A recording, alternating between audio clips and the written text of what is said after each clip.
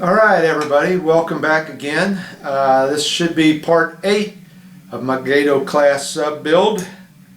Not a lot to show you this time because I just got done putting a dog coat on the sub. So I'm in what you call dry time. That's a period when you can't do nothing else because everything is drying.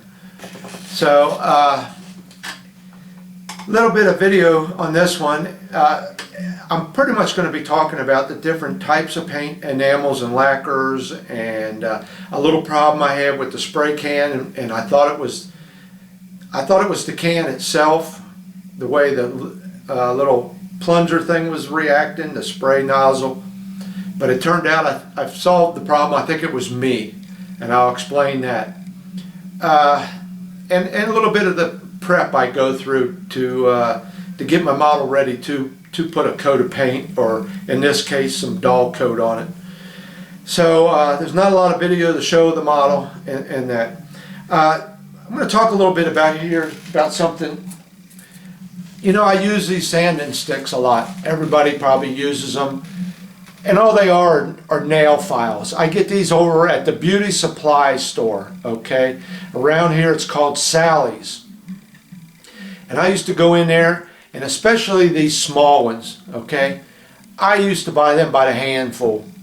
Different sizes and well, not sizes, but grits, different grits. And there's usually 2 grits on each one, okay? And I used to go, I've been over there for about a couple months, and last time I was there, man, they had a display that was unreal. You could get any size, any type, any grit, you name it, they had it. Well, I went over there the other day to pick me up some more of these small ones, because I just love these small ones. And I don't know what was going on, but they cut their display rack in half, and they no longer had these small ones. And I asked the girl, I says, are you selling these somewhere else in the shop here? And she didn't even know what I was talking about. Yeah. So I went over next door. Right next door is Hobby Town, and I went in there and I bought a pack of them. I used to be able to go to that beauty supply store and get twice the amount for cheaper than what I could get in the hobby store. And now I got to find me a new source. Came home and I started looking all over the internet for nail files, for sanding sticks, and they all got these kind, all different shapes and sizes, but I couldn't find none of these. So I happened to be over at Hobby Lobby. Got to get the 2 hobbies figured out. It's over at Hobby Lobby. Figured I'd go over there and check, and sure enough, they had a couple packs of them. Okay. And so I picked up about every one they had. They only had about 4 packs. I got 2 of those and one of a different grit. This one here is a 120 240 grit. So it's a different grit on each side. I don't know if you can see that name brand. So I'm going to try looking them up, see what they sell. But yeah, I need to find me another source for them, because boy, I really use them things up. They're really nice on these small kits. So while I was in Hobby Lobby, I happened to see this laying there, because they got a row of hobby stuff, you know, just it's not very much. Most of their kits are cars, very few boats or ships, and a few airplanes. But I happened to see this laying there. And I thought, I'm going to pick that up. I think this was about $9. Okay, it is, let me put my glasses on for this, a 1/35 scale, 7.5 centimeters, I guess that is, anti-tank gun, PAK 40 L46, and it does come with them 3 guys and some shells and ammo boxes. All right, nice little kit for $9. Never had a Tamiya kit before, so I'm going to give them a shot, see what they're like. I know some of their bigger models are kind of expensive. So that'll give me something to do in between models. You know, sometimes you get a little burnout, looking for a little something different, you know. few days of working on that, but you know how I am. Few days turns out to be a few weeks. Also, here's another thing. While I was in the beauty supply place, I already had one of these, but mine was much bigger. This is a makeup brush, okay? Makeup brush for women. Very soft bristles. The bristles, oh, you can't even hardly feel them things. They're so soft. These things are great for dusting off your model. You can brush right over small parts and it won't even touch them. You don't have to worry about breaking off parts or anything. The one I had I got another one here that's much bigger. I got it from my wife, but I went over there and saw this with the long handle, and it's a little bit smaller. I would say this is probably a medium. The other one I got is a large. It's real big, and I think they make a smaller one. But any of you guys that got a wife, and they probably got a bunch of these, because usually when they buy makeup, they'll throw in one of these brushes, okay? And if you can sneak in there and grab one of them, get a hold of it. They are nice. If not, go to the beauty supply store. It's probably the only other place you'll find them. Yeah, I use that thing all the time for dusting off my models. Like I said, about once a month or so, I'll go through my models sitting up there and kind of dust them off a little bit until I can get them in a glass case, which I don't know if that'll ever happen. So be friends with your wife, because you need that kind of stuff. And without that woman behind you, none of this would happen. Don't ask me why. All right, so let's get into a little bit of what I got to show you here. I've got the model sitting over there hanging right now. It's drying because I put about 3 coats of dull coat on it. All right, so here we go. Let's get into the show. Okay, I'm getting ready to go outside and put a couple coats of dull coat on this. Now before I do that, before I ever spray, I'm going to show you the process I go through before I do that, because I was handling this an awful lot with my bare hands. You can see I got a glove on now, and inevitably you're going to leave some oils or whatever on the boat. So I want to make sure I get a nice good finish. So the first thing I do is I take one of these makeup brushes, okay? And let me tell you, these little makeup brushes are one of the best damn things you can get to clean your models with. Very, very soft bristles, okay? And you can go over, like these little cleats back here on the back, you can just brush right over them without having to worry about knocking them off or breaking them loose. Okay, so I'm going to give my model a real good dusting, okay? Especially this being black. I mean, any little white speck of me sanding or working on something else is going to show up. And if you go ahead and seal that in there, well, it's in there for good. So I give it a real good dusting. Try to get it all cleaned off the best I can. Alright, now this is only taking care of the little dust particles. Now I want to get rid of my any fingerprints or anything I got. So I'll take some alcohol. Alright, and I try to get a hold of a lint-free rag or paper towel, and what I got is a napkin. Napkins seem to be a lot better than these paper towels. These paper towels will leave little specks of lint. So I got a napkin here, and I just put a little bit on there, and then I start wiping her down. And this will also pick up any extra little pieces of lint you see, and it'll help get rid of any fingerprints or anything. That alcohol will take that oil right off of there. Now, of course, this model has been drying for about a week, so I don't have to really worry too much about wiping the finish off. Alcohol, if you rub hard enough and long enough, it will start taking your finish off. But I'm just putting a little bit on there, just enough to go through and wipe off what little dirt might be had accumulated on there. Okay, and this is even this still here. This is leaving a little bit of lint.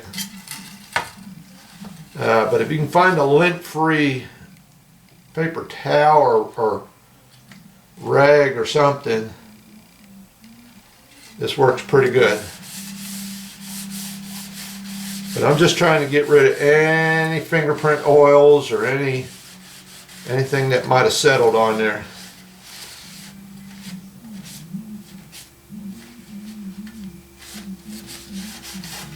Okay. Alright. Now I can see I left a couple little thingamajigs here where there it goes, where it got down in one of them holes and it peeled the paper. Alright, we're going to let that set and dry. This alcohol dries very fast, so we're going to let that dry for a few seconds. And then I'm going to come back again with my brush here and give it another real good dusting. I want this thing to be pretty clean. You know, there's chances are you're not going to get every speck. But with this being black, it's pretty easy to see. Okay, so that's how I clean my models right before I get ready to spray them with anything.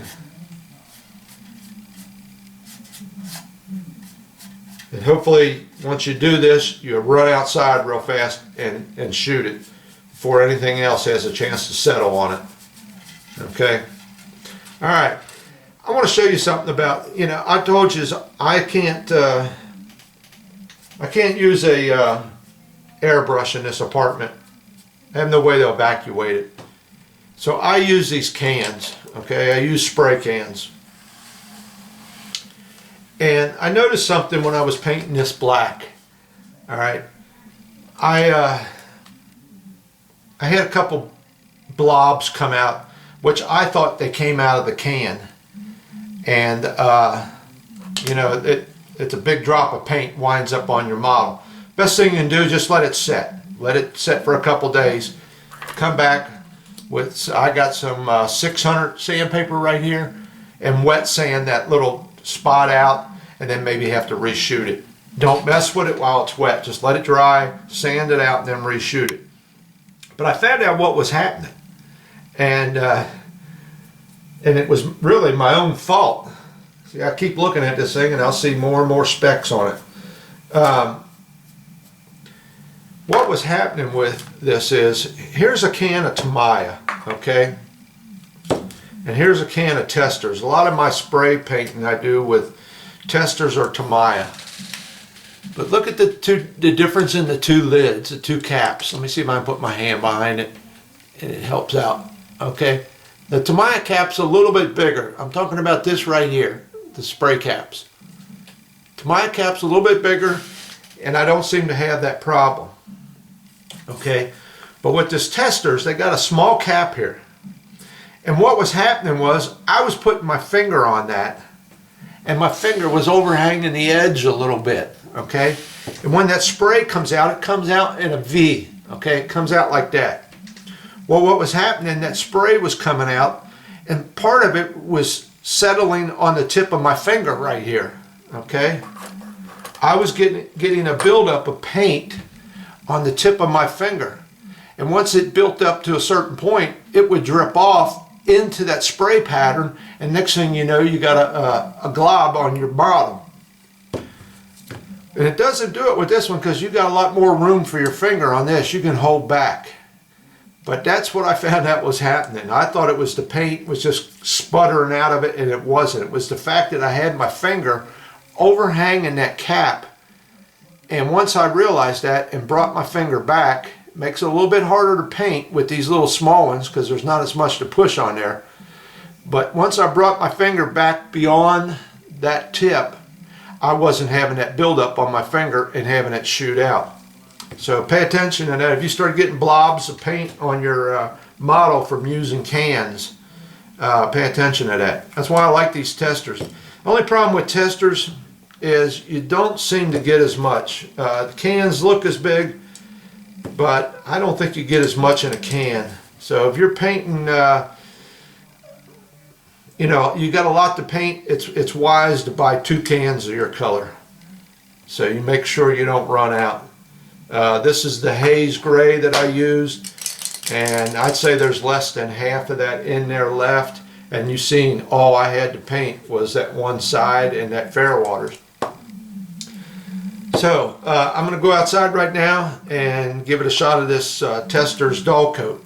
And another thing, this Tester's, it's a lacquer. You see that? So I try to make sure I follow through on every layer that I'm using is the same thing. If I'm using enamel, then I try to make sure every coat is an enamel, no matter what color. Same way with this. I started out with a lacquer primer. I used a lacquer flat black and a lacquer haze gray because they tell me Tamiya is supposed to be lacquer, even though it doesn't say it anywhere on that can. So then I go with a lacquer dull coat. And the reason is, and now I got into an argument with a guy on the internet about this, but it depends on how long you leave your model set between coats. Lacquer is a very volatile chemical, or whatever you want to call it, and if you spray it on too heavy, it will eat through that next layer. And if that next layer happens to be underneath there, enamel, it will eat through it and cause it to wrinkle up. So be careful with that. I try to stick with whatever you start out with. If you start out with an enamel primer, try to make the whole boat enamel. But you can, if you was to spray this black enamel and let it sit for about a week or so, and spray this on lightly, and I say lightly, don't let it build up, you should be able to get away with no problems. But that's what we were taught, and I went through school back in the day for General Motors on painting, and that was one of the main things they told you. You know, stay away from lacquers on top of enamel. Look it up on the internet. Lacquer on top of enamel, and you will have problems. Okay? And the nice thing about lacquer is why I like to use it is it dries fast. You know, there's not a whole lot of dry time with it. Enamels, the chemicals in that are made to make it slow drying so that it flows out a little bit better. Okay, so I'm going to go ahead and every time I look at it I see more specks. I'm going to go ahead and get this coated out there. Okay, so here I am back. No model. I've got it hanging back behind me drying. When I went outside, I can see some more specks of dust and little flakes of sanding stuff on there when I was in here sanding with the model laying there. So I took out a can of compressed air, alright, and I just blew it off real good, and that really did the trick. That got rid of any little specks or anything on there. So right before you paint, try that. Compressed air. Now, I know a lot of you guys use airbrushes and all that, but you know, there's still a lot of guys out there that don't have the money for one, or are not set up for it, or just getting back into the hobby, don't want to spend the money yet. So that's why I'm pretty much showing everybody about this spray can stuff. Now listen, today outside, when I went outside, it was kind of damp. I think it rained last night. Sun's not out shining or anything, and there was a lot of moisture in there. Now, if you're using a spray gun in your house or an air gun in your house, you don't have much to worry about. But if you do like I do, got to run outside and spray, and you got a high humidity day like I had out there, enamels is not the way to go. Enamels are slow drying, and what happens is they trap a lot of moisture in the air into your model, and funny things can happen. Okay, so that's why when I was in the body shop, if you was using enamel, you had different degrees of what they called reducer. enamel was thinned down with what you call a reducer. And you had a fast drying, a medium drying, and a slow drying. And on a day like this, when there's a lot of humidity out there, you would use a fast drying reducer, so you didn't trap a lot of that humidity into your model. So all them kind of little things, you know, you got to pay attention to if you're using these spray cans like I do outside. And that's why I like lacquer. Lacquer, you don't have to worry about it. It's pretty much getting ready to dry once it hits the model. If you're doing it right, it's not going to trap that moisture. All right, so since we're on the subject, and like I said, I opened my mouth on somebody else's channel about the way he was painting, and I shouldn't have done it. You know, I should have kept my mouth shut. But he was putting it out there to do this, this, and this, and I thought, wait a minute, man, you're all wrong. And he says, you don't know what you're talking about. Well, yeah, I do. Like I said, I worked in body shops in my younger days, and I even had a body shop on my own. I was in my own business for about a year, and then I got called back into trucking. So, but here's some of the, just, you know, to kill some time here while we're waiting for the model to dry.